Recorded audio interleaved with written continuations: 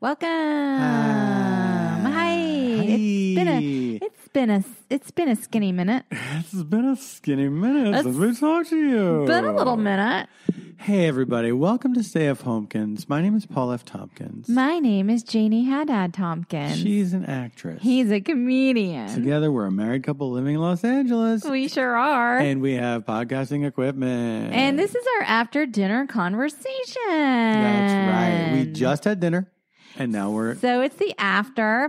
Yeah, and so we're not lying. This is the November episode. Sí, novembre. We've now gone down to a monthly sketch. Sí. A month sketch. Mosque. Mosque. A monthly. Come si dice mosque? Yeah, mosque. Yeah, So that's what we're doing. It's November. I got my weekend water. I got mine. Thanksgiving is coming. So, and I think this is true that I heard a rumor the weekend water cocktail tumblers at Kinship Goods as part of our official merch are back in stock. I heard that same rumor. Yeah. Was it from Adele? Rumor has it. We were actually just trying to listen to Adele's new album, but we were distracted. Well, I mean, because we were not really paying it. We were eating dinner, having conversation. We had the music on in the background. And at one point, Paul was like, is she just crying into the microphone? And I was like, I hope so. There are multiple songs where all of a sudden she's just talking. And then there's one where I could swear that she was crying. That's her brand, man. I know. Her brand is sad. She's got it. Business is good. But isn't the whole thing is like she's happy now because she has like a new man and stuff? I don't know. I've not been keeping up with Adele's personal life. I do know that artistically, the very first lyric of the very first song was, I'm taking flowers to the cemetery of my heart. Yeah, that is true. That is true. But I also feel like she's adopted that singing style that she didn't have before, where it's like, my heart, where it's like weirdly pronouncing words, when I toy around. Well, I guess I haven't been totally following closely, but I guess I did see like a blurb somewhere in my, that permeated my brain membrane about how she was particularly influenced by Amy Winehouse for this one. That was like her direct. Yeah. But maybe I'm wrong. I didn't click on the whole article. I guess I never thought of Amy Winehouse as having that affect either. Look, I don't know about singing and stuff. Like, I just know. You're just a simple country lawyer. Oh God. Okay. So there was bad news in the news. Yes. Kyle Rittenhouse was acquitted of murder. Here's the thing. And this is the thing, was like, we were out with friends last night, and man, was I sort of like, because when the thing started, I was like, he's going to walk. Because the judge was like, can I give you a neck massage? Yeah. You know, Mr. Rittenhouse or whatever. And I was like, what's going on? Why is he reading a cookie making booklet at a fucking murder trial? Like, that's so disrespectful. I don't care who it is or what it is. Like, the victims' families are in the courtroom. I mean, that's just like, there's something messed up about it in terms of like mental health. Like, something was wrong with him, the judge. Well, here's what's wrong with him is that he's run unopposed since 1984, which I just read. That's bananas. Like, this guy can literally do whatever he wants because for whatever reason, no one is coming to run against him. Well, why not just be good at your job? If you get to do whatever you want, you don't have to be good at your job. But I see what you're saying. Yeah. And I understand that. But where's like the sense of pride of like, I'm a impartial, I know. But there's like a robe, like I want to honor the robe. I want to honor the. Unfortunately, that is not a priority for everyone. But on the other hand, I was like, okay, well, he's not really the decider. Like, it's, the jury. I mean, essentially. Yeah. And like last night I was dinner with friends, and I was like, I think, like, for sure, like one of the lesser I think, like, for sure, they had proven the case. And I didn't really watch the trial. I just like followed it through other sources. Mm-hmm. you know? So and believe me, I will watch a fucking trial. Like I will get up folks, you don't know who you're talking to. Like I will like turn that shit on and watch it. Like, but for whatever reason, I'm just like kind of a little bit on like tilt. Like I can't, you know, it's just too much is happening and it's a scary time and I just couldn't. So like I was like watching and following and like trying to understand the legal, you know, maneuverings because what it all comes down to is like legal maneuverings. I was like, I think like they made a case like for the lesser charges and that's like a compromise verdict. And then I don't know, I was saying it last night and literally this morning they were like not guilty on all accounts. And then I texted the group and I was like, ignore everything I said last night. So yeah, here we are in this weird moment with gun ownership where it's just such a contentious thing. Well, the gun stuff. It's built on the George Zimmerman thing, which says that you can be a vigilante. Like you can be a vigilante and a jury of your peers will find you innocent. What's so crazy? I mean, I was kind of remembering the George Zimmerman thing about how like he called 911 and he's like, I'm following this person, and they were like, sir, we don't need you to do that. Yeah. And he did it anyway. Yeah. And then but also here's what's crazy about self-defense. This is where it gets really weird is like, if you are the provocateur of the conflict, then you can't claim self-defense technically under the law. You would think. No, but I'm telling you for sure, that's technically under the law. If you're the provocateur. And yet, here's the thing. Here's where the interpretation gets weird. In my opinion, bringing a semi-automatic weapon to a tinderbox is a provocation. Yeah, that's exactly. In my opinion.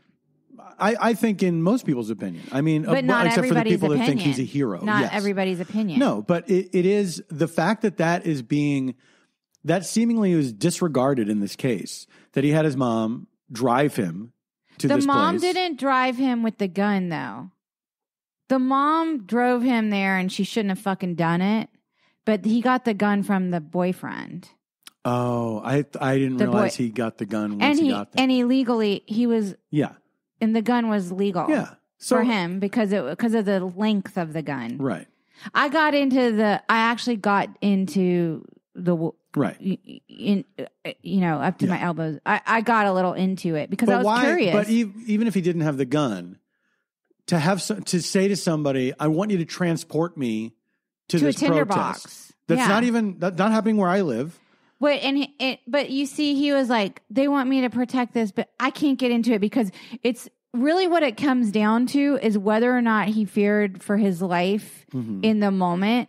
And I didn't see the videos, and the jury asked for the video. That's when I was like, he's going to get the lesser. I was like, for sure, reckless murder, like not premeditated. You know what I'm saying? Yeah. For sure. Yeah. But I don't know. I mean, I'm really curious what the thought process was behind the jury and what specific piece of evidence exonerated him. I'm curious as to the color of the jurors, and there was only one black juror. That was actually a big discussion. Well, there you go. Yeah. And I don't know. I will say this, just as an actor, his on the stand performance of tears. Yeah. The feared for my life performance versus the tears he cried of relief, shaking and crying of relief when the verdicts were read were very different. Yeah. Just if that were my acting class. Yeah. I would say this character cries the same way. No, I would say this character doesn't cry the same way. One was authentic. One was inauthentic you're saying the character cries the same way. Yes, I would say if I'm playing this character and when he cries, I have to make it look like this. I thought you were saying the actor. Sorry, actor cries the same way. The actor cried two different ways. Yes, which is sloppy acting. And I would have been like, I don't believe you, Kyle. Like, you got to do it again. Do it again. The thing that's really horrible. It's terrible. In addition to just, how sickening it is, but I made the mistake of like searching on Twitter, just his name, just the name Rittenhouse. Yeah. See what you mean after the verdicts were read? Yeah, after the verdicts were read. And I, checked out the latest reactions, and so many people that are like, he's a hero. We need more people like him. It's divided. It's very, it's is fucked up. But it's more than just divided. It's that one side of the divide is saying this is a great thing, and we need more people to be doing stuff like this. That's a terrifying sentiment. Yeah.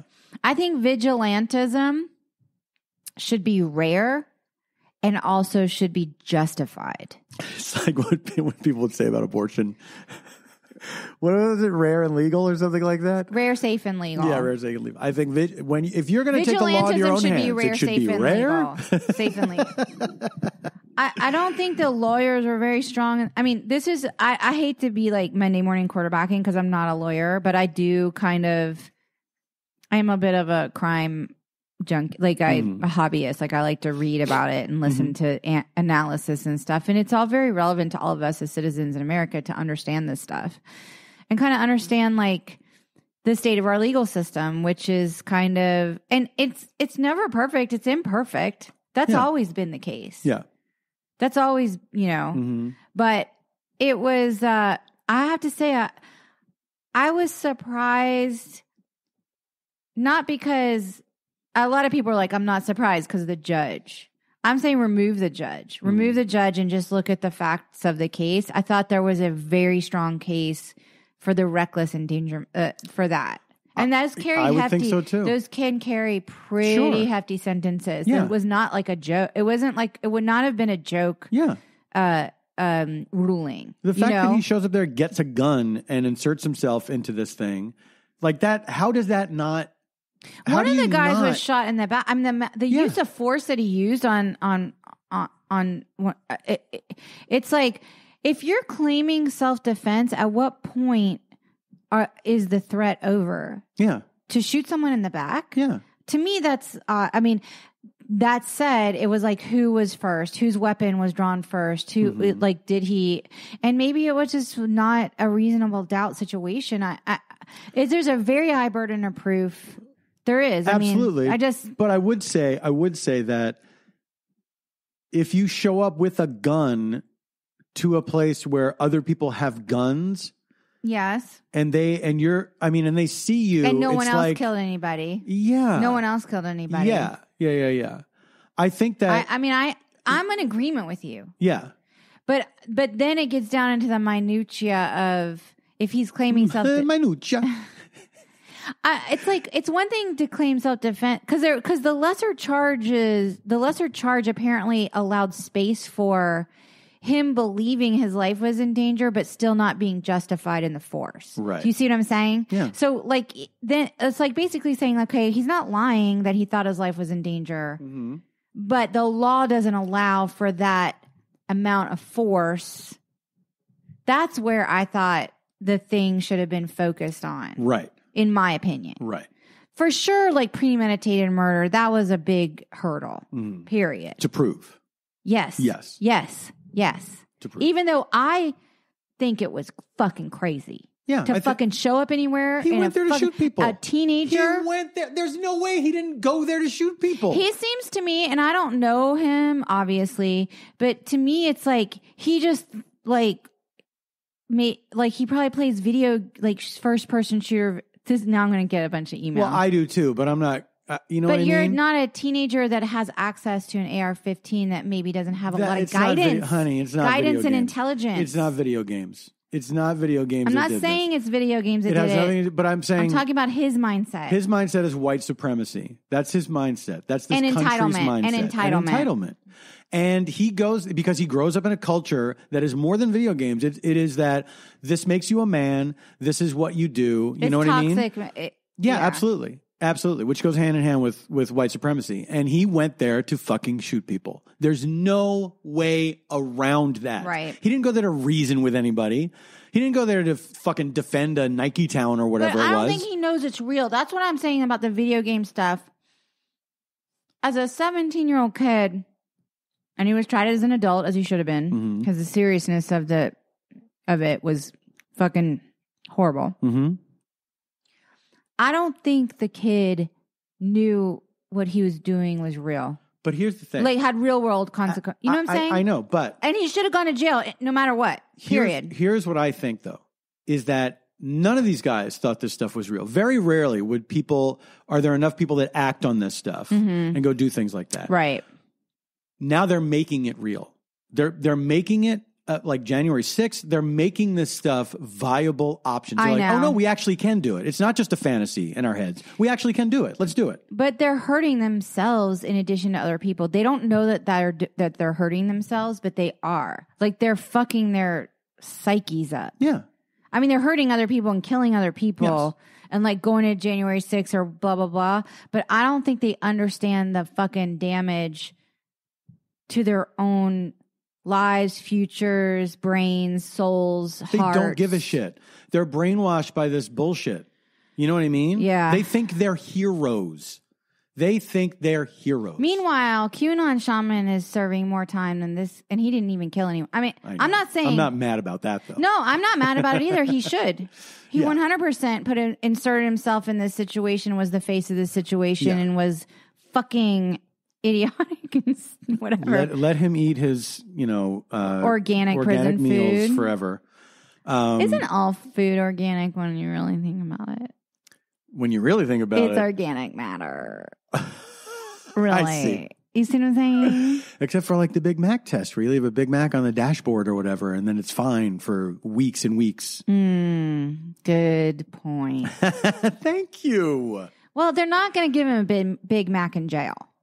They're going to give him a can of mush or whatever. Can of mush. I don't know. I don't want to know what prison food is like. Nor do I. I hope I don't have to go to prison for anything. I hope I don't have to go to prison. Prisons are bad. Yeah, prisons are bad. Anyway, that was... This is a stupid country. It's a stupid country. I know. It is. And then today, guess who else didn't go to jail, wasn't executed? 2 turkeys. Those turkeys got pardoned again? Yeah. It's different turkeys every time. But that whole thing... They never go to jail. They never go to the electric chair. That thing is so fucking horrible, and they need to stop doing it. It's not cute, and it's not funny. What, the turkey pardon? Yeah. Why do you have an opinion about it? Because we still execute people in this country. Oh, I see what you're saying. Yeah. If we weren't doing that anymore, ho, ho, ho, it would be hilarious. But we are. I guess I didn't draw the line. Honey, that's why I'm here. That's why we're married, is because we're not always going to draw the same lines, and we got to help each other get there.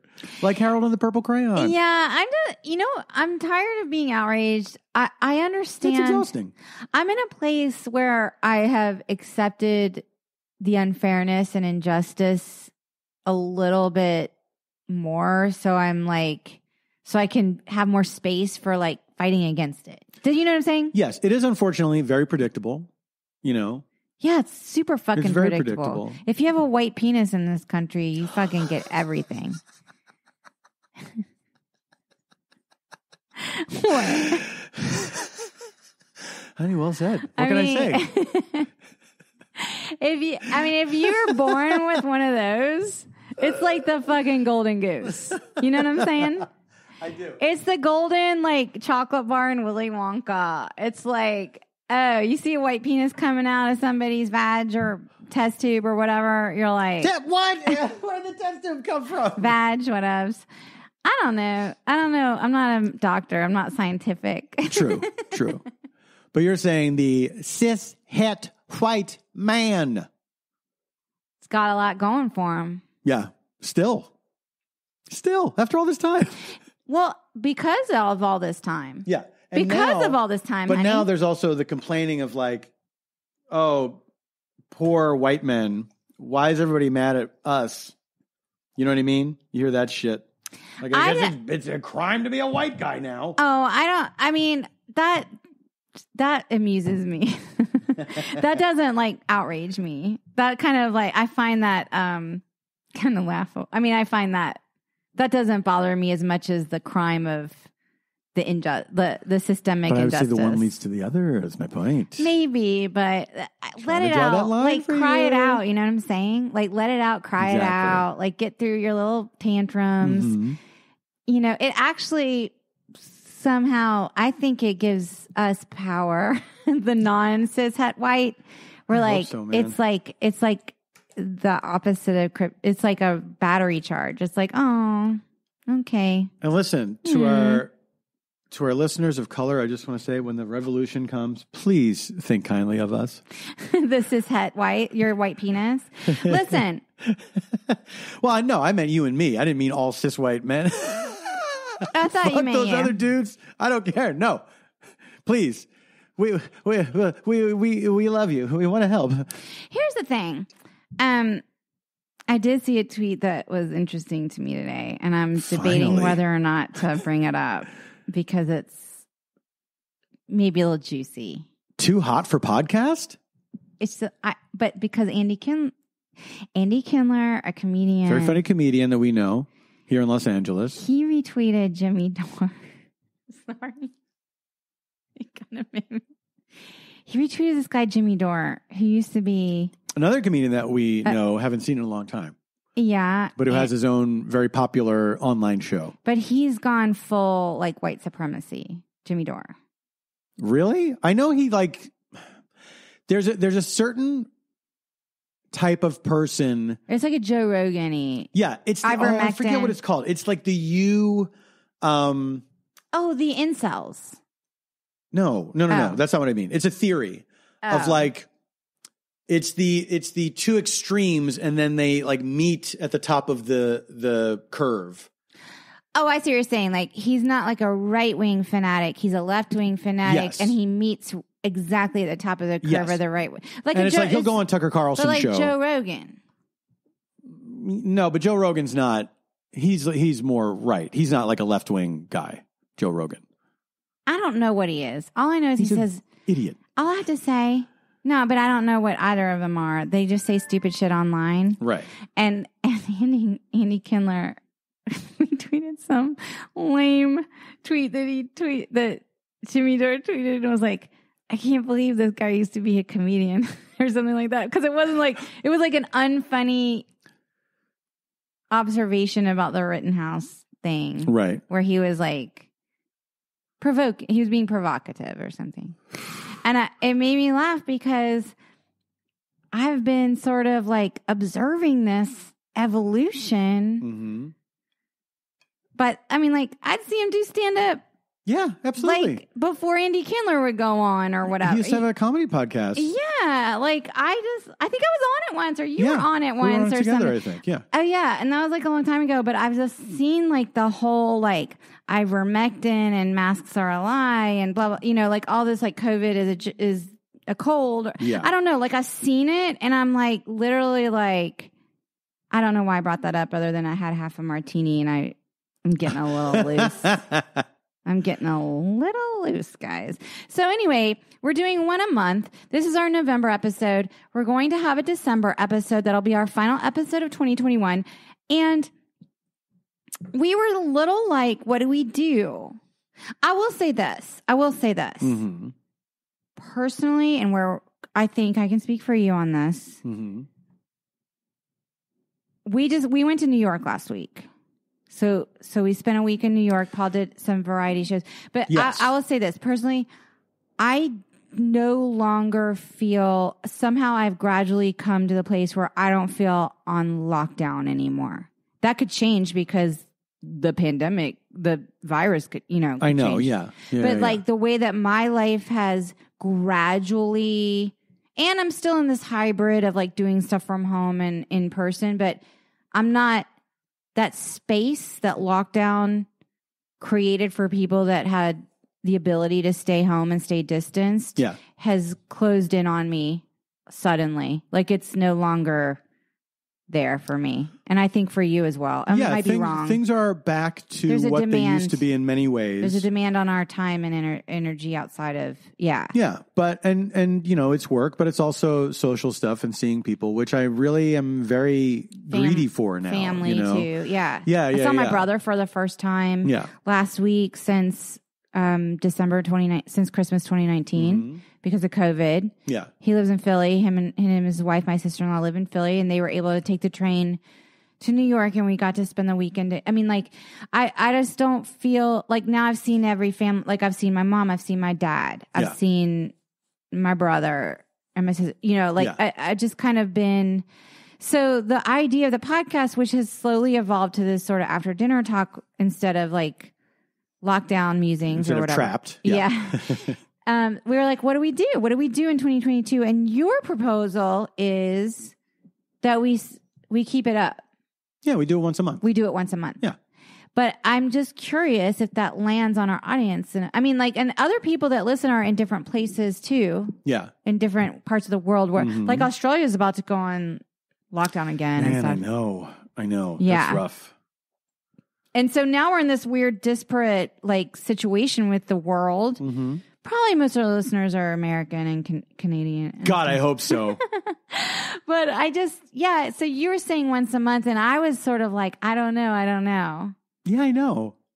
Because I love, but also, by the way, I'm the one that really loves, I mean, I know you love doing it, but you have other podcasts. It's true. This is my only podcast. It's true. I don't have another podcast. Yeah. I have no designs on having another podcast. Oh, you say that now. Well, like, I don't have like someone that's like, let's do this. You know what I'm saying? Like, I don't have that. And like, in general, and I did have a podcast a long time ago with my friend Aaron Ginsberg, and it was real goofy. And we just, it was conversational like this. Janie and Aaron does Hollywood. It's not up anymore. You don't even have gone. to. You'll never see it now. Down. We stopped paying for our 10 listeners to listen to. But I will say this, is like, that was just for fun and kind of like a way to hang out with Aaron. And this is for fun and a way for us to hang out or get our feelings out or whatever. So for me, it's the only one. And I wanted to keep, like, for me, the podcast was like everything. Like, I loved it. Yeah. Now that life is coming back, I'm like, how does this work? How does this? Fuck this podcast. I'm not that way. I just don't know what it is anymore. It's a different thing. But I am open to the once a month, and I'm willing to do it. Yeah. And sell the ads, because we have some ads that sponsor each little. It's not like a lot of money, but it's like something that keeps it kind of alive. Yeah. It covers the expenses. But I think we just have to pick a date each month and say we're going to stay home that night. Like if we're like, oh, it's the third Friday of every month or or whatever that is. We should look at the calendar and we should announce it on the December episode, like what the date. Yas Queen. What the dates are going to be. Yeah. Well, but here's the thing. I don't think we should. Because stuff could come up. Like lock it in. We should try to do that. We should try to release it. But we also might, let's say if you know, there's a Friday that we end up working or something, we know that's coming. We record on a Wednesday or a Thursday or something and release it on Friday. So in other words, but if we say the third week of every month, like I'm just saying hypothetically, I'm not proposing the third week of every month, but know that like, but we'll figure out or like the middle of every month or the end of every month. We just shoot for the Ides, the 15th of every month. Or the beginning of what we need to say is like, there will be a new episode, the beginning, middle, or end of every month. Yes. And we need to pick beginning, middle, or end. Right. And we pick that each month. But we don't. And we pick what? We pick that each month. No, I think it should be consistent. Yes, honey. Because you don't want one to come out the final Friday of one month and the first. I'm kidding. Okay, fine. Wow, hilarious. It was pretty good. So anyway, talk about your variety shows. Tell about New York and also because people can find them online. Yeah, That's so exciting. We'll talk more about that right after this break. Ooh. Hey, this episode is sponsored by BetterHelp. Is there something interfering with your happiness or is preventing you from achieving your goals? BetterHelp will assess your needs and match you with your own licensed professional therapist. You can start communicating in under 48 hours. It's not a crisis line. It's not self-help. It is professional counseling done securely online. There's a broad range of expertise available, which may not be locally available in many areas. The service is available for clients worldwide. You can log into your account anytime and send a message to your counselor. You'll get timely and thoughtful responses. Plus, you can schedule weekly video or phone sessions so you won't ever have to sit in an uncomfortable waiting waiting room as with traditional therapy. BetterHelp is committed to facilitating great therapeutic matches, so they make it easy and free to change counselors if needed. It's more affordable than traditional offline counseling, and financial aid is available. BetterHelp wants you to start living a happier life today. Visit their website and read their testimonials that are posted daily. Visit BetterHelp.com/homekins, that's better, H-E-L-P, and join the over 1 million people who have taken charge of their mental health with the help of an experienced professional. In fact, so many people have been using BetterHelp that they are recruiting additional counselors in all 50 states. Special offer for our listeners, get 10% off your first month at BetterHelp.com/homekins. Hi, guys. I want to talk to you about Feels CBD. That's Feals CBD. I started taking Feels not just because they are a wonderful sponsor of ours, but because it has helped me with sort of calming myself in today's turbulent turmoil of a world. That's not really an adjective, is it? Turmoil is a noun. Oh, well, you know what I'm saying. I love Feels CBD because it's made up of U.S. grown full spectrum hemp and 100% USDA MCT oil for maximum efficacy. They have no fillers, flavors, or fluff. It's just a premium quality product that helps you feel your best. Do you have trouble kind of taking the edge off at the end of the day, but maybe you're not into weekend water or exercise or whatever? You can use their beautiful CBD tincture, which comes in a gorgeous flesh-colored matte glass bottle with a tincture dropper that you put under your tongue, and find yourself relaxing, helping you sleep. Their products are triple tested. You can feel good about what you're putting in your body, and they will replenish your supply every 30 days with their membership program. So in addition to saving 30% off your monthly order, you can easily swap strengths or pause at any time, earn a $20 account credit for every friend you send their way. So please go to feals.com, Feals.com, and tell them we sent you with our special promo code HOMEKINS, HOMEKINS. Get your discount and enjoy Feels CBD for calming down maybe before you have a big meeting or just kicking back and hanging out with friends. And my favorite, I know I've mentioned this before, I think it makes a beautiful gift. I'm not going to lie. I love things that come in small boxes that are practical and useful. And with the holidays coming up, you can't go wrong. Feels.com. Use promo code HOMEKINS. Dude. You guys, I want to talk to you about meal kits. Do you know what meal kits are? They're basically this thing where you subscribe to a company called Green Chef, and then they send you a box of meals that you prepare in your home, and they've done all the grunt work. Okay? So they have pre-portioned, easy to follow recipes delivered right to you. Eating well has never been simpler. You never have to worry about having to plan or shop for dinner again. Green Chef is the first USDA certified organic meal kit, so you can enjoy hand-picked organic veggies and premium proteins without having to worry about where they come from. My personal experience with Green Chef is it fucking rocks. Okay? Here's the deal. You got to make dinner every night of your life. Sometimes it's a grind. With Green Chef, that comes right to your door, and you get a recipe card, and it tells you exactly what to do. You don't have to use your precious brain power to figure it out because they did all the thinking and planning for you. So please try it out. You know how you do it?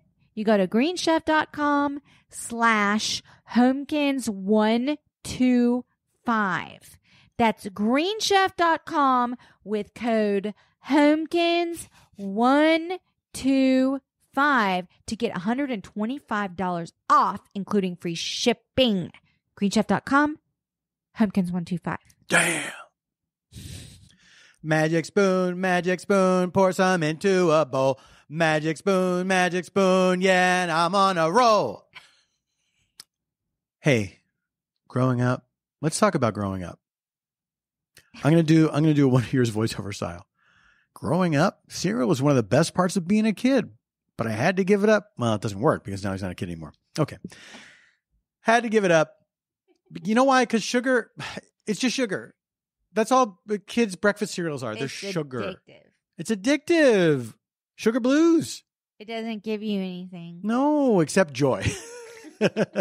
Which is why Magic Spoon is helping us all out. It replaces the Yes. joy with something good for you. We want that feeling, but we also want to be sensible people who are not going to kill themselves with sugars. So Magic Spoon has come in to save the day. You would eat cereal watching Underdog, that moldy old cartoon, still in the Macy's Thanksgiving Day Parade. Is there anyone alive besides me who remembers Underdog? I like that they stay true to Underdog in the Macy's parade. They stay true to him. They don't kick him out. They don't fire him. They're loyal to him, yes. As a dog would be loyal to us. Tell me more about Magic Food for Spoon. thought. I'll tell you more. You ready for the numbers? 0 grams of sugar, 13 to 14 grams of protein, only 4 net grams of carbs in each serving, only 140 calories a serving, keto-friendly, gluten-free, grain-free, soy-free, and low carb. Is that enough information for you? Is it also guilt-free? That's up to you and your God. Me? Good point. Guilt-free. Some Puritans fresh off the boat with a buckle on their hat? All they got is guilt. What a way to live. And guess what? You can build your own box with flavors like cocoa, fruity, frosted, peanut butter, Zaccarino, blueberry, cinnamon, cookies and cream. That's one flavor. And maple waffle, also one flavor. Magic Spoon just recently brought back 2 super popular flavors, cookies and cream and maple waffle, permanently. These are, they've taken them down from the rafters and put it back into active rotation. You know what? Good move. Smooth move, Magic Spoon. You can get these again, try them for the first time. They're delicious and indulgent.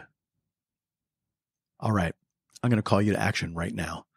Go to magicspoon.com/homekins to grab a custom bundle of cereal and try it today. And be sure to use our promo code HOMEKINS at checkout and save $5 off your order. And Magic Spoon is so confident in their product, and this is kind of sexy. It is backed with a 100% happiness guarantee. I'm just attracted to that swagger. So if you don't like it for any reason, they'll refund your money and they're not even going to ask you why. They don't care. If you don't like it, that's on you. Remember, get your next delicious bowl of guilt-free cereal. There it is. At magicspoon.com/homekins and use code HOMEKINS to save $5 off. Thank you, Magic Spoon. Pachow! We're back. Do you believe in magic? In a young girl's heart. Ew. That it just puts it in our brain.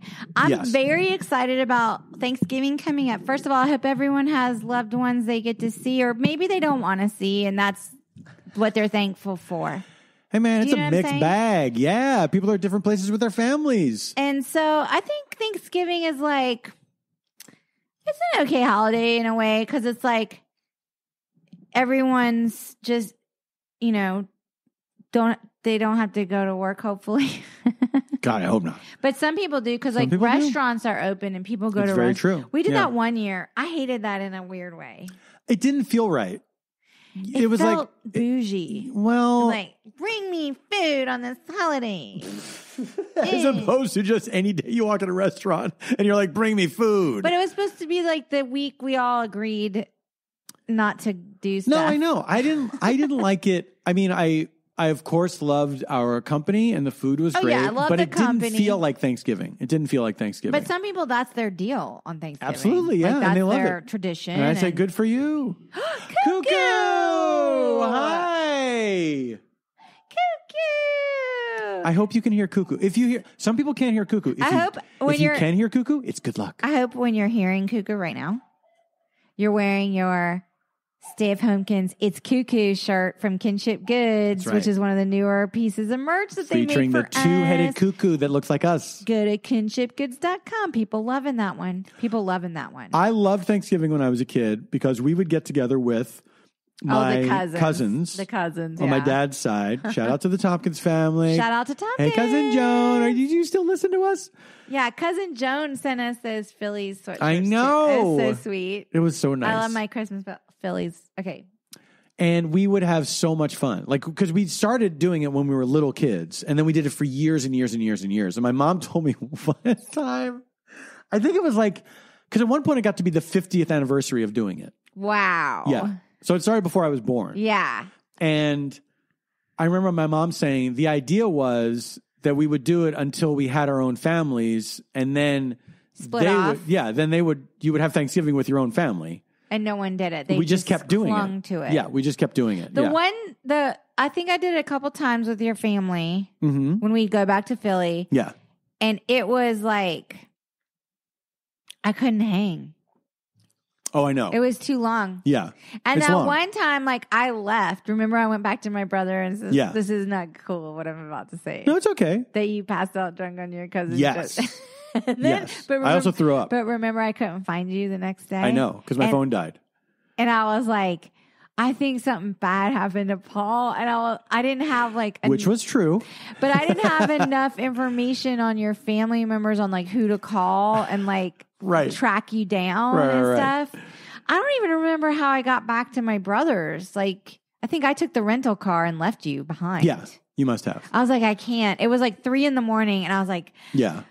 We've been eating and drinking for fucking 10 hours and I gotta go back to my brother's Because house. this is the thing. As we got older, eventually it became that people would have separate Thanksgivings, but then they would go to, our family would go to my cousin's family for dessert. And it was always in the same house. Yeah, Joan's house. Yes, which was my Uncle Dick and Aunt Marge's house before they passed away. And then Joan got the house. The continuity of yes, it. exactly. Okay, exactly. Everything was in the same place as it always was, you know. It was very, that was very heartwarming. You know what I mean? It was very comforting to go to that house every year. Yes. And so that particular year was the first Thanksgiving after my mom died. Yes. And 2008 then. It was 2000 because remember we were living in New York at the time. We took the train. That was the time because I had the MRSA? Yeah, the MRSA. But I mean, was trying not to say it out loud. That's you okay. Didn't care. I'm not ashamed. Hey, look, I had a MRSA infection. He had the MRSA. I had a big, gigantic boil on the side of my face. And then one night I came home from work. I fell asleep in my clothes 16 hours, and woke up in the same position. Like for 16 hours. And I was like, you got to go to the doctor. And it was like terrifying kind of. Oh, it was very scary. It was like too close to your brain, in my opinion. Good point, Annie. Then I got another one on our anniversary trip to Paris. On your leg, I know. Yes. And I still have a divot in my leg. And I was fucking terrible because they had to fucking carve it out. Yeah. And they put you on really strong antibiotics. And y'all, I swear I look after Paul. I'm not trying to kill him and give him MRSA. Wouldn't it be weird if someone was blaming you for this? I'm pushing him to the doctor all the time. I'm like, go to the doctor, get this checked, get that checked. But that year, obviously, but my mom died in 2007. Yeah. So it was the first. Well, then it was the second Thanksgiving. It was a second then. Yeah.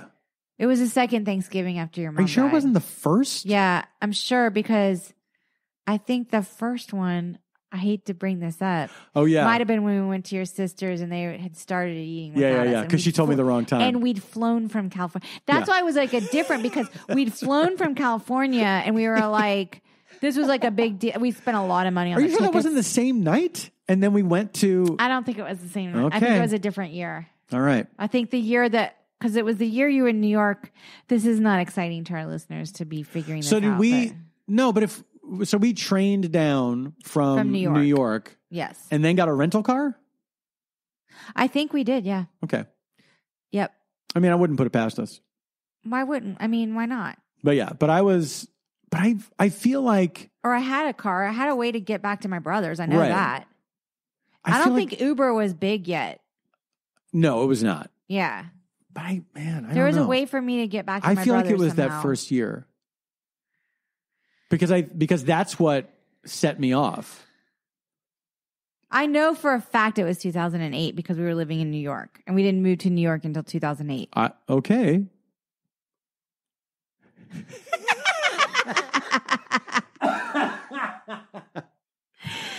So yeah, I stayed up very late drinking and passed with my out cousins. House. Passed out, and then I woke to Joan's husband Egon handing me my phone. because I plugged the phone in downstairs and then I passed out upstairs. And he handed me the phone. I thought you woke up on the couch drooling with kids playing on top of you. That was how I imagined it. That's very specific, and no, that did not happen. I just know, like, I somehow I picked you up, I think. I went back and picked you up. Yeah, you came and got me, yeah. I had someone's car. Maybe it was my brother's car. Probably. Maybe it wasn't a rental. Maybe I just borrowed. Yeah. And maybe it was 2007. You had the MRSA. All right.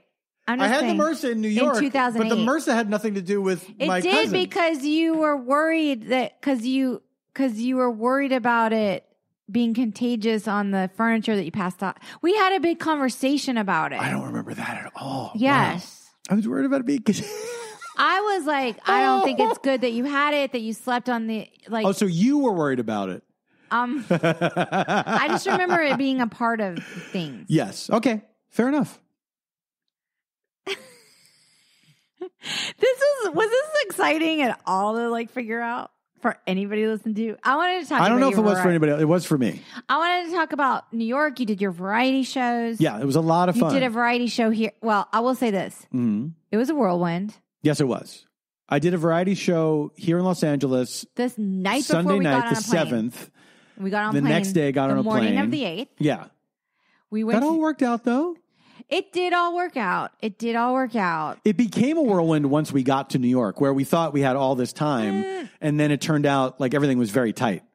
Yes. First of all, you got a bunch of auditions. Oh my God! By the way, I haven't heard anything from anybody. First of all, the first one I definitely didn't get because it started work last Tuesday. Yeah. So probably not that one. That one I really wanted because it was like this woman who maims her husband's dick. Mm-hmm. I'm not. Dream role. It has nothing to do with you or anything. I know that. I don't take it personally. I'm just saying that sounded like a really fun part. Yeah. I was very excited about it. I was like, I can bring some humor to this situation, whatever. Right.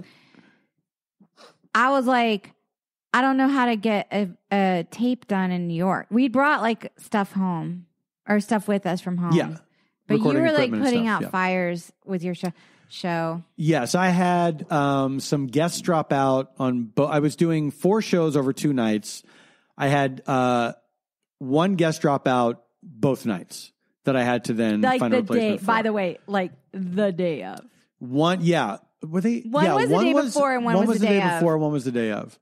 And it all worked out, and the people that I got to replace those people were terrific. So basically what happened was, all this is running around. So you were busy. So I was like, I got to find someone to tape me. So I just Googled like self-tapes. And this guy's like, I can do it tomorrow. Here's the address. My apartment is da-da-da-da. And I was like, am I going to this stranger's apartment? Right. I guess I am. Mm-hmm. So I did. And then after that, I got more auditions. And then my friend was like, babe, I can tape you at my apartment. Mm-hmm. And I was like, are you sure I don't want to rope you into this drama? And she was like, no, yeah. So I'm over there. I'm at my friend Kate and Remy's house. Because that's 2 people, by the way. Yeah, they're like there for Remy's working in New York this year. And they moved from Minneapolis. No, he's working on the Great White Way. We won't say which show, but he's going to be on Broadway, darlings. I'll say the show. Yeah, say it. He's rehearsing for Music Man with Hugh Jackman and Sutton Foster.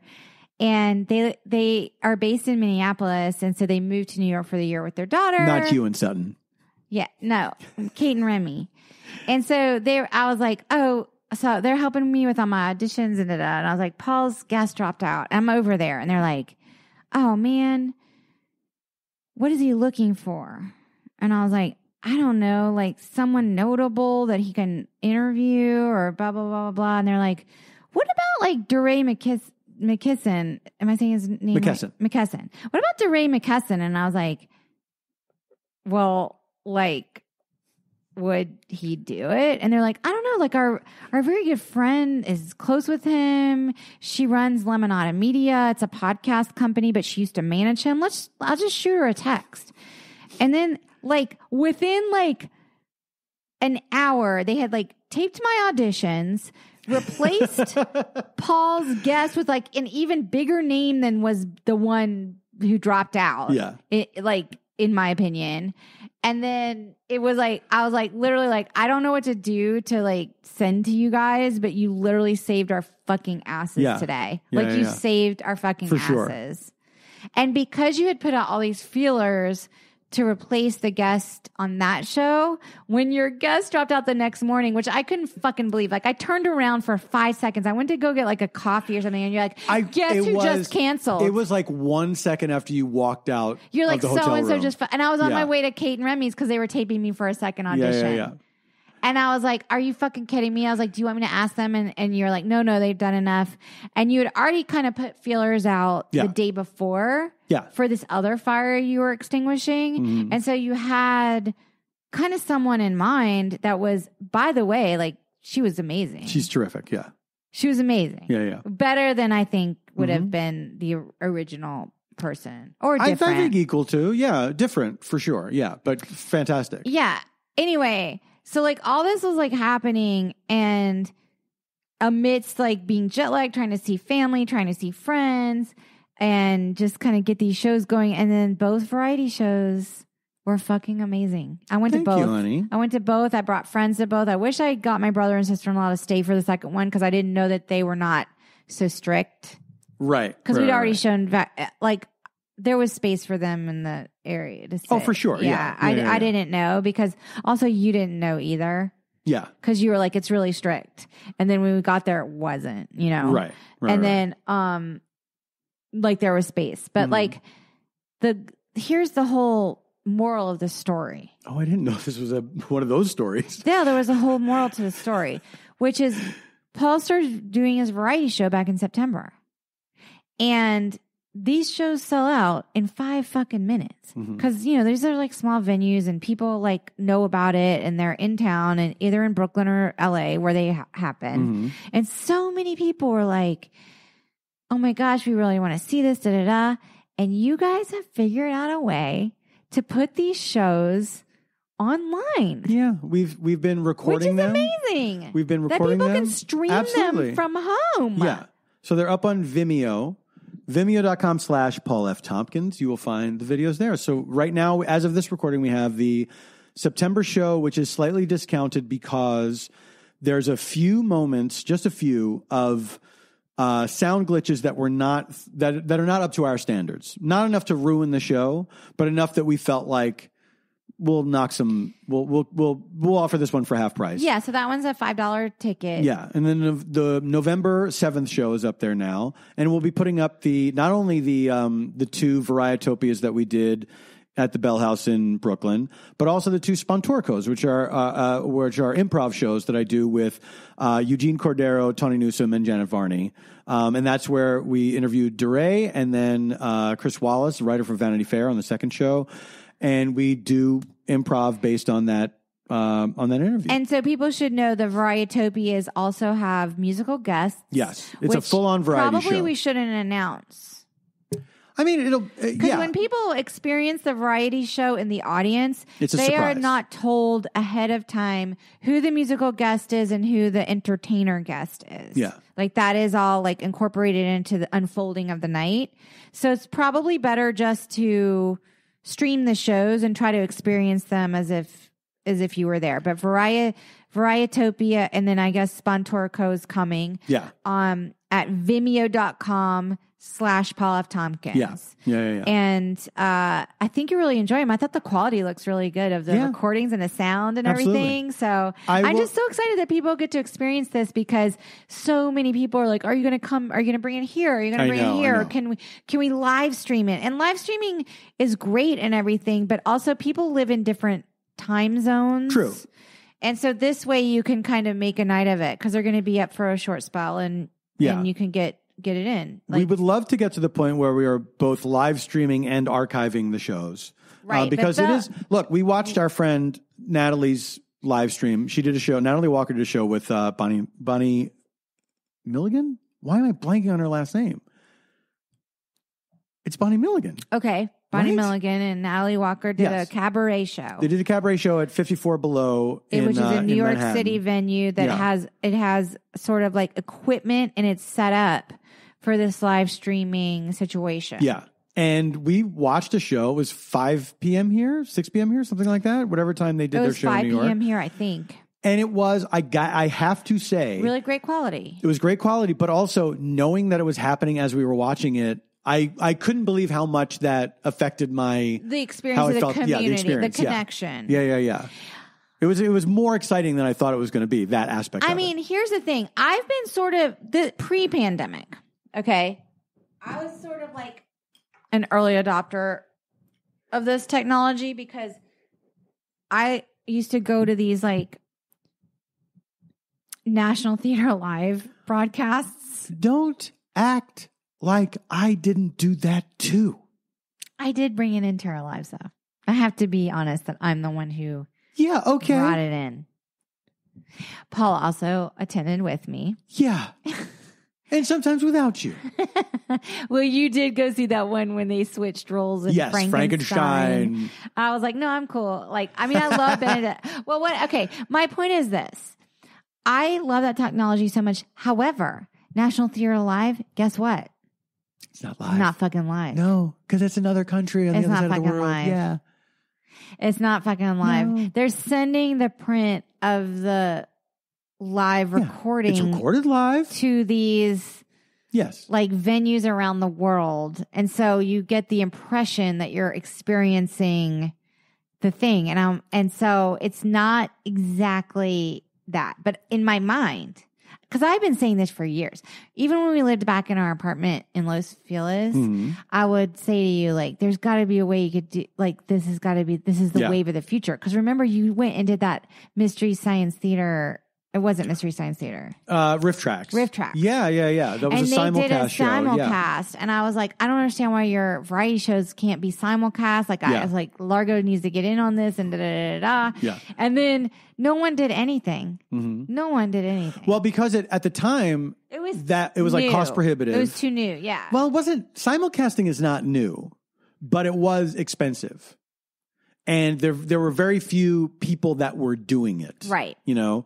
It was not like what we have now. It was not even close to what we have now. You know what I mean?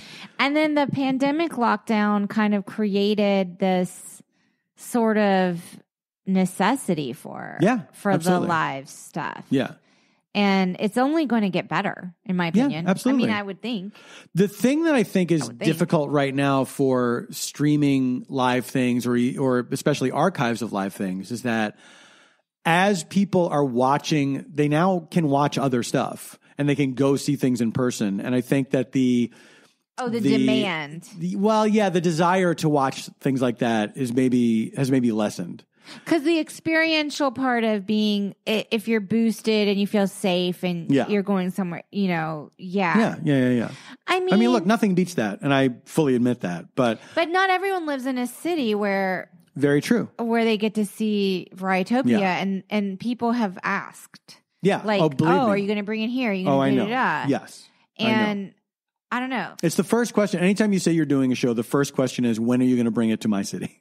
I know. Yeah. And it's like, you can't be everywhere. That's why I just think it's like kind of this magical thing that eventually is it's going to get perfected and it's going to have the right balance of people who want to... Because here's what I think. Mm-hmm. Imagine a world. It's exciting. Imagine a world where like different comedy clubs in other towns, they broadcast the simulcast. So you go to that club and you have drinks with your friends, but you get to see Varietopia live with everyone in Los Angeles into that club. Like a simulcast club, but maybe you live in the middle of the country somewhere in Kansas or whatever. And maybe it's not a comedy club because they're gross. Well, okay, fine. Not a comedy club, but a cool, like, a cool place to go. I know what you mean, though. Like a venue to do a thing like that. Where you go and see friends, and you have drinks, and you have nibbles, and like you're sitting around. You're sitting around in cool chairs, and you're like hanging out, and then they broadcast the live thing. I would love for my show to be treated like. Yes, I do. I would love for my show to be treated like a baseball game. That's the way. That's like gonna playoffs happen. time. Like people haven't figured this out yet, but there is a way to do it. You know, where it's an event, and you're not like sitting on your laptop in your room, like crying. Look, what's to great Adele, and then you're like, the cemetery of my heart, which is not a bad thing. You can do that too. Yeah, but I do like that. Like casting to your television from your computer has come a long way. Like there's a lot of things that make this more enjoyable. Like the technology is so good now. You know, I don't know. So anyway, that's vimeo.com/Paul F. Tompkins. The shows are up there now. I don't know. I know like this technology has helped us so much during the times that we've lived through. Like, oh my God. I used to call my mom all the time, and now it's FaceTime only. Yeah. Which is great because she's hearing impaired, and it helps. To read the lips. Read the lips. I will say that like Zoom, like doing shows online really helped me through the pandemic. Yes. Being able to do that really helped Feeling me. Connection to people through online, whether podcast, FaceTime, Zoom, whatever. But I was still doing the things that I do, you know? Yes, and you were doing your live shows, and I don't know, like, I feel like we were very blessed that we had the technology. Not everyone had access to it. Yeah.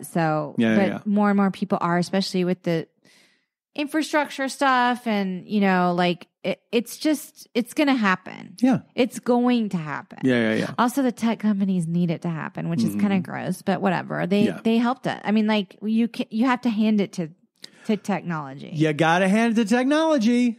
It's not always run by like great people. In fact, it never is. I feel like that's not always the case. Who's like the nicest tech person, the coolest tech bro?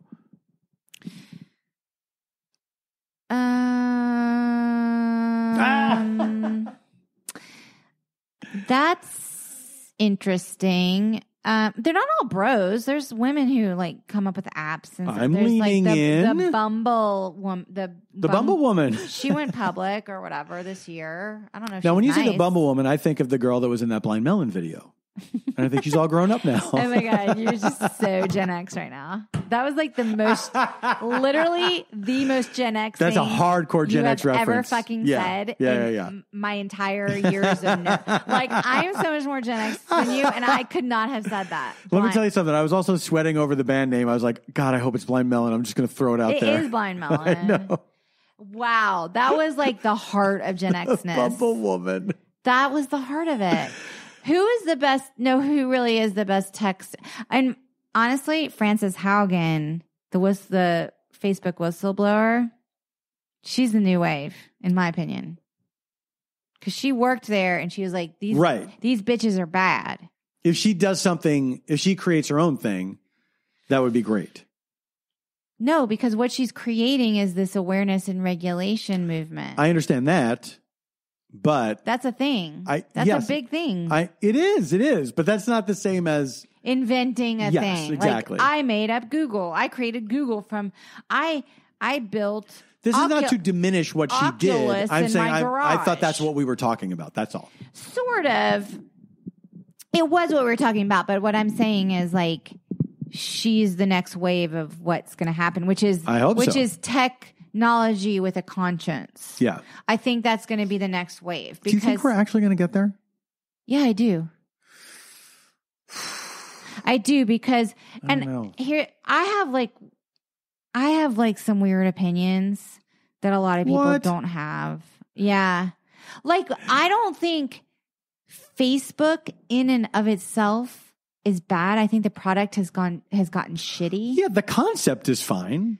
But what I'm saying is, so people who are like, I'm quitting Facebook or delete it, which by the way makes me laugh because they all are on Instagram, which is the same company. Yeah, I know. Whatever. It's still Meta. I'm one of those. Yeah. Yeah. I'm sorry, but I know. It's a hollow. It's like, okay, I roll my eyes a little. I'm sorry. but I do. Don't roll your eyes at me. I'm not rolling your eyes at you. My eyes at you. I'm saying at the idea of it. My point is that I think it's bad news to leave to abandon the product as opposed to being like, I'm an avid user of your product and it's crap and I want it to be improved. Do you know what I'm saying? Yeah, but I do. But it is crap, and I don't think they're not listening to the people that are saying this is crap. Not at this moment, but it's probably about to get farmed out to somebody else because I fucking hope so. Because Zuckerberg wants to do this meta stuff, and like he's got this other thing going on, and then someone's going to have to clean up the Facebook mess. I know, because the product is not. I don't know running at optimum, but it is running. It is. It's not though. It's making money from the thing that everybody hates. I know, but I don't know. I mean, I don't know. We'll see. So whoever gets appointed whoever is like, you're the next Facebook guru or whatever, they might actually, like, if they pick a good steward of it, they might improve the product. I don't think the product in and of itself is bad. I think it's the people who run it that are bad. That's what I think. Well, it's not being run well. Yeah, but that's the thing. It's like I don't think anyone's blaming the concept of Facebook and the idea of being able to. I think the conversation gets muddy. Because they're like, oh, social media did this. Social media like radicalized people. And it's like, no, people radicalized other people. True, but the people that it's not. I don't think don't kill people. I don't think people are saying that. At least I don't interpret it this way. The people are saying the idea of social media is bad. They're saying that these companies are doing this. They're saying that they're allowing it to happen. Yes, the people running these companies are not running them responsibly. Yes. That they've been given the keys to the kingdom. Yes. And they have like divorced themselves from the consequences. Because they don't care. It's like the fucking Sacklers. Yes. You know? It's true. Yeah. It is true. Yes, I agree. It's like the Sack. We just watched Dope Sick. I think that brings us to recommendations. We just watched Dope Sick, which, by the way, let me tell you something. Dope Sick is television's potential being fucking realized. Because they told this huge, important story based on a real tragedy that happened in our fucking country and is still ongoing. Mm-hmm. And it's complicated with so much dignity and intelligence and artistry. Mm-hmm. I don't know how they told that story. It's a fucking huge story. Yeah, they did a really good job. They did it in 8 episodes. Yeah. And they distilled it and like jumped around in time in a way. I don't know. I thought it was amazing. Did you like it as much as I did? No, I thought it was really terrific. I thought they did a great job. Was unreal. The acting is great, and you know it's sad. It's about the opioid epidemic, and it'll make you sad and it'll make you angry. But I think that we need to. I right now I don't know that I know anybody who has been caught up in that. There might be somebody though. You know what I mean? Like I have a big family. There might be somebody that might be an old friend of mine. Like I don't know, but it's very pervasive. It's all over the place, and it's extremely sad and enraging. And I think we need to hear the story, even if it does not. Well, I would say, especially if it does not affect us directly, we need to hear the story. You need to know that this is going on. Well, yeah, and also because, like, for example, like, you know, my brother had 5 back surgeries and stuff, and you know, they gave him like time released oxy. Yeah. For it. And it's scary. Like I had my wisdom teeth out and I couldn't hold anything down. I got very, very ill. I went to the ER twice because I was dehydrated from illness and I couldn't take anything or hold anything down for the pain. And they gave me opioid nasal spray. Mm-hmm. And I remember this is so not even close to what this story is about. But like, I just remember like, I'd never felt anything like that in my life. Mm-hmm. I had to ask my parents to take the nasal spray away because I wanted to continue like squirting it. Yeah. It was so. How long would it last when you did that? This was a long time ago, but in my memory of it, I would say like, like a good like 40 minutes or so, like of feeling just completely like blissed out. Jesus Christ. That's really scary. And if I recall, like it you don't even think about the pain. Like you're just kind of like euphoric. Yeah. On it. Yeah, and I was like, wow, this shit's good. Like I really loved it so much. I don't even think they make that nasal spray anymore. I hope not. Sounds like trouble. It was. I was like, please take this away. Take it. I'm done. Like it's been years. It's been years. And I only used it during that briefest of time to get through my wisdom teeth illness. And I still think about it. I can't even imagine if you're like hooked on opioids. And the thing I learned about from Dipstick, and I didn't read the book. I heard the book was great that it's based on. It was like excellent reporting and stuff. That it changes your brain chemistry. Ugh. It changes it. And that's like for like 2 years or more was like the late. I mean, that's like, I don't know. I just thought that the series was done so well. It's on Hulu, and because it was educational. Like, I didn't know. We also watched that doc.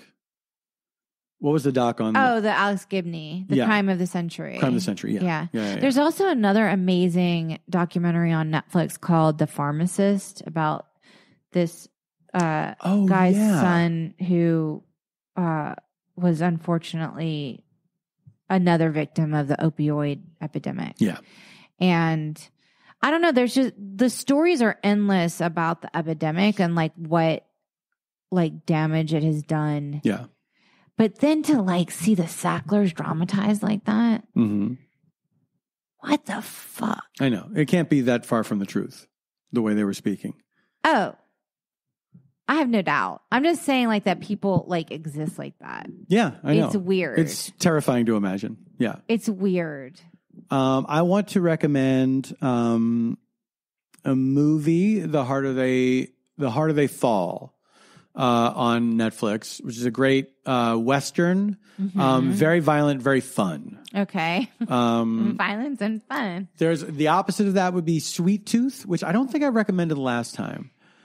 I don't think you did either. Another Netflix series. I didn't watch it, but you liked it. Yeah, I resisted it for the longest time. I wasn't quite sure about it. And then I started watching it, and it's really lovely. It's a very sweet show, like a post-apocalyptic kind of thing, where there are these human-animal hybrids, and this is the story of this little boy who's like part deer. And it's one season. It's one season. They just got picked up for another season.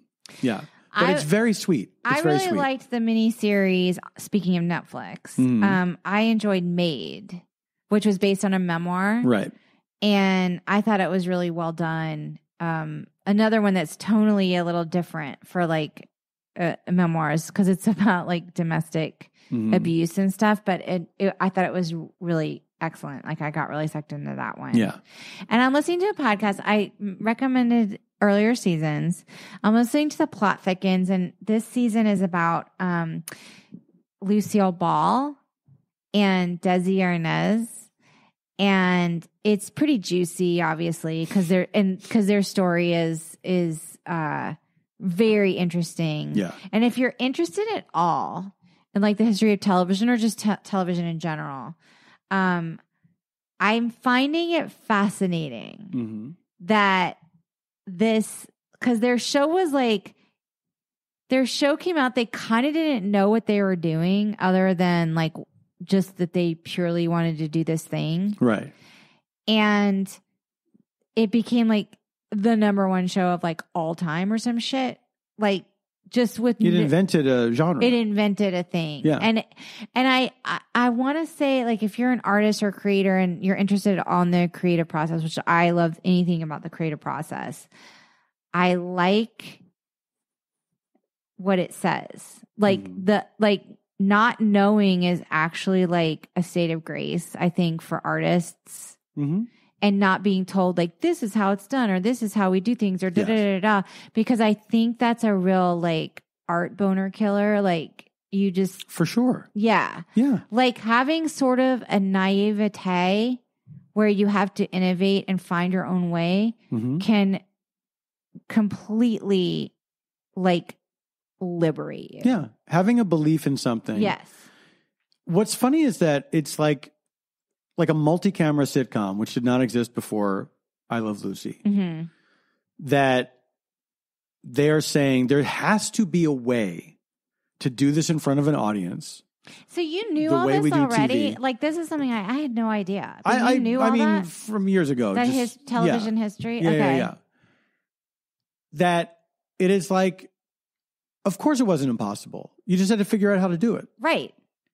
You know? But you're right. There are so many people, and I'm sure this is true of all fields, because this is what makes things suck. There's always somebody to say, this is the way we've always done it. Yes. There's no point in doing it a different way. Fucking sucks. Yeah. It sucks. It's the reason a lot of things suck in our country and the world. Yes. Yeah. Yes. I want to recommend a podcast that I just got into called Too Scared, Didn't Watch, which is these 3 women, one of whom likes to watch scary movies. The other 2 don't. Okay. So the one explains they don't watch movie. They don't watch the movie. They watch the trailer. Do they ever feel compelled to watch it? Then? Sometimes yes. One of them eventually gets more brave and starts watching some scary things. Okay, that's funny. Yeah. But it's really fun to listen to. And they have guests on. That's how I found out about it, because my friend Dan Lippert was in Paranormal Activity 5, and so he was on the show. He did a great job. We watched Paranormal Activity 5 guys over Halloween. It was really fun. Most recent episode, I think, is they talk about Aliens, the sequel to Alien, with Haley Joel Osment. Oh, right. And we talked about in our Sixth Sense watch along. That's right. We did our month of watch alongs in October. Right. Thanks for taking that journey with us, guys. Haley Joel, Philadelphia, now a loyal Dodgers fan. Gotta love him. But he explains what the guest, or Sammy, the one who likes to watch scary movies, will walk the other 2 through what happens in the movie. Okay. And it's great. It's very entertaining to listen to. There's something that's very sweet about it. That makes it also sound like real life friendships that you probably have in real life. Absolutely. You know what I mean? Absolutely, like where yes. you're like, oh my God, okay, this is what happens. And like you're with your friends. Because there's a sub category of people, and maybe some people that are listening to this are one of those, who don't like to watch scary movies, but will like read it on Wikipedia. Right. Well, they want to be part of the conversation, probably. They're just curious about it. Yeah. But those are our Rex gang. Thank you for listening to our show. Please check out our official merch at kinshipgoods.com. And I have to say, we post our pre-record picture on Instagram right at before Stay of Homekins. Owned by Meta. We have our own Stay of Homekins Instagram account. We also have our own Stay of Homekins Twitter account. We have an email address, stayfhomekins@gmail.com. And that's where you can find us. During our break. Yeah. Here's what I found out. What? Somebody posted this comment on our photo. Uh-oh. I don't like this. Cara Penguin. What? Probably her real name. Please talk about how Alex from the morning show stole your sign off. Stay safe, stay sane, and stay strong or stay home. We're going to have to watch and find this out. Okay, first of all. Now, unfortunately, that means watching the morning show. What if I do watch the morning show, but I kind of dropped off. We fell off. There was one episode we were like, why are we watching this? But I do want to get back into it. Wait, can I just say this is kind of sad? I told you this today. That a friend of mine, an actor friend of mine. Yes. That I know from many years. He sent out I want to say it was last night. He sent a newsletter. Hey guys, I'm so excited to announce that I'm on tonight's morning show. And he sent a picture of him in costume and because it was like a flashback scene. Yeah. So he's in like a 70s outfit. And, check it out. And it's just someone I know because we used to do background together on Friends. And he's like, I'm reunited with an old friend, like, quote, and I was like, oh my gosh, it's so cool. I can't wait to see him on the morning show. Then this morning, I like opened my email and it was like it was the same email, like new. And I was like, I read this email. Why is it showing up unread? And I clicked on it and it was like an addendum. And I was like, hey guys, so I was cut out of the morning show. So my scene was cut out of the morning show. This is not even funny because I feel the pain of it, like as a fellow actor. Of course. He's like, I was cut out of the morning show. Here's what the scene was. Like he like described it or whatever. And I was like, fuck. Like because I was going to pick back up on the morning show too. Also to like check out his performance. Well, we're going to do it starting tonight. But also like, by the way, I'm just going to put this out there right now. If someone who writes for the morning show is a fan of Stayfhomekins, and that's where they got the info, DM me because I want to be on the. I would like to That's be the on. least you can do. Put Janie on the morning show, you coward. I'm a big thief. I'm a big Reese Witherspoon fan. How dare you? Let her meet that whiskey in a teacup. Okay. So if you're taking our sign off, fine. Okay, fine. It's not fine, by the way, to me. It's not trademarked. What are we going to do? Just at least reach out and let us know. Janie on the morning show. Put Let me her on be the a fucking big fan morning of not Alex. Who's the other one? Who does Reese play? What's her character name? I can't remember. I thought she was Alex. No, Alex is Jen Aniston.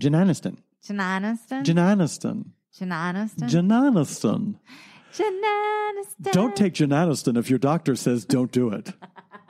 All right. Thank you, everybody. Wait. Yeah. Kinshipgoods.com. Vimeo.com/PaulFTompkins. Final word. I don't know where everyone is in their pandemic. We still love you. We're still here. We're going to do once a month in 2022 because we're just going to see what happens. I don't know. Why not? We created this relationship and we're going to keep it going. Yeah, we like doing this and we like that you guys are listening to it.